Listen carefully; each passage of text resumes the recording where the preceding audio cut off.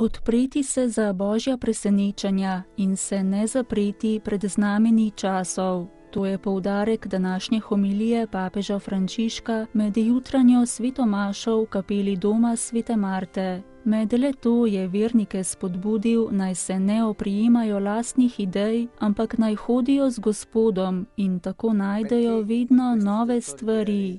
Jezus danes v evangelskem odlomku pismouke opredeli z besedami hudoben rod. Ti so ga namreč prosili za znamenje.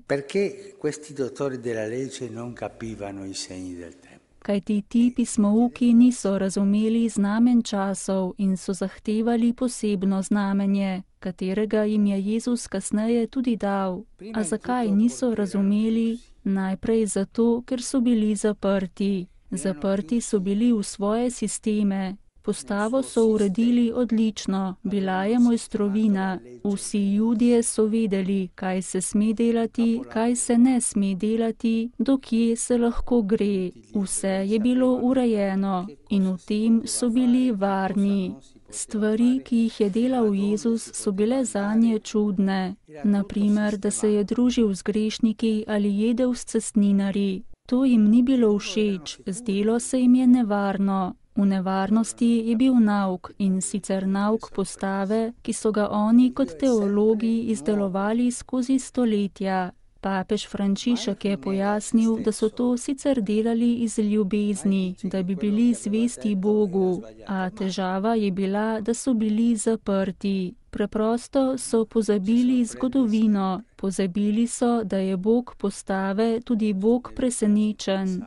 Bog je namreč pripravil presenečenja tudi za svoje ljudstvo, kot na primer, ko jih je rešil iz egiptovske sužnosti.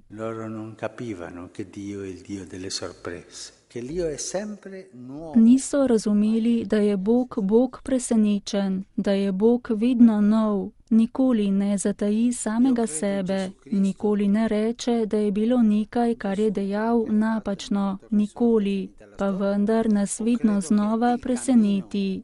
Tega niso razumeli, zaprli so se v tisti sistem, sicer narejen z veliko dobre volje, in Jezusa prosili, daj nam znamenje.